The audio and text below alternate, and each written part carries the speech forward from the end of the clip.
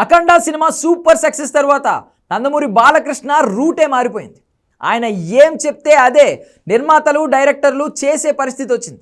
తనకు కథ నచ్చితే ఆ సినిమా కోసం ఎంతో కష్టపడే బాలయ్య కథ నచ్చకపోతే మాత్రం ఇప్పుడు రిజెక్ట్ చేసేస్తున్నాడు. గతంలో కథ వినకుండానే సినిమాలు చేసిన ఆయన ఇప్పుడు మాత్రం అలా కాకుండా కాస్త డిఫరెంట్గా ప్లాన్ చేస్తున్నారు. దీంతో బాలయ్య సినిమా వస్తుందంటే జనాల్లో క్రేజ్ ఎప్పుడూ లేని విధంగా పెరిగిపోయింది.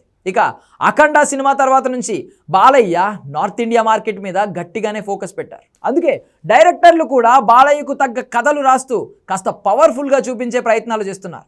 వీరసింహారెడ్డి సినిమా మినహా భగవంత్ కేసరి అలాగే రీసెంట్గా వచ్చిన డాకు మహారాజ్ సినిమాలు ఇతర భాషల్లో కూడా అలరించాయి. ఇక ఇప్పుడు అఖండ సీక్వెల్ విషయంలో బాలయ్య చాలా జాగ్రత్తగా ఉంటున్నారు.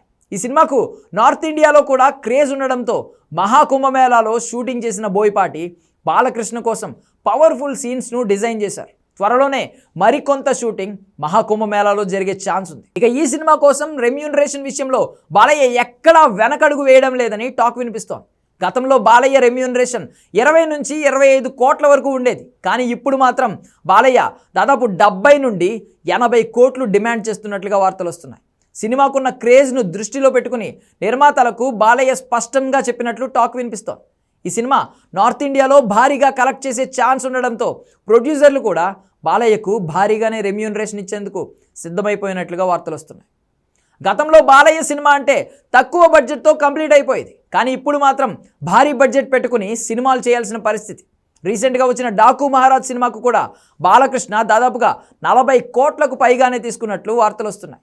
ఆ సినిమా కూడా భారీగానే మార్కెట్ చేసింది. దీంతో నిర్మాతలకు భారీగానే లాభాలు వచ్చాయి. ఇక అఖండ సినిమా కూడా నార్త్ ఇండియాలో భారీగా మార్కెట్ చేసే విధంగానే ప్రమోషన్స్ ప్లాన్ చేస్తున్నట్లు వార్తలు వస్తున్నాయి. బాలీవుడ్ స్టార్లను ఈ సినిమాలో తీసుకుని కొన్ని సీన్లను ప్లాన్ చేయాలని డైరెక్టర్ బోయపాటి రెడీ అయిపోయాడు.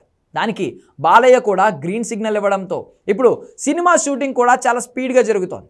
జూన్ నాటికి ఈ సినిమా షూటింగ్ కంప్లీట్ చేసి సెప్టెంబర్లో సినిమాను రిలీజ్ చేయాలని బోయపాటి టార్గెట్గా పెట్టుకున్నారు.